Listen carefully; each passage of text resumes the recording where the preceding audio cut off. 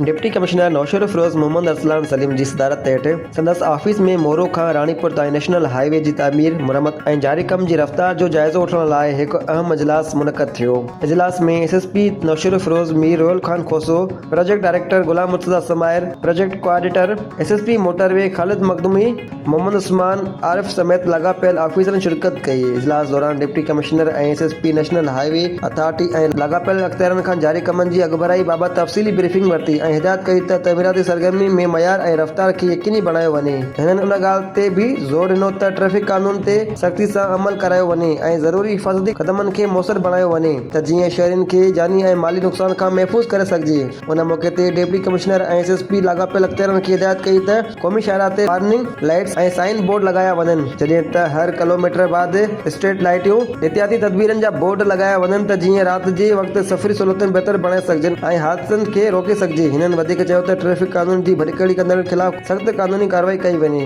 ऐं ख़िलाफ़ वर्ज़ी कंदड़ खे चालान ऐं ॾंड हया वञनि ऐं क़ानून जी भटिकड़ी करण जी सूरत में एफआईआर दाख़िल कई वञे त जीअं क़ीमती इंसानी जानियूं बचाए सघिजनि। हिननि वधीक चयो त इंसानी जानियूं सभ खां वधीक क़ीमती आहिनि ऐं उन्हनि जी तहफ़्फ़ुज़ लाइ कंहिं बि क़िस्म जी लापरवाही बर्दाश्त न कई वेंदी।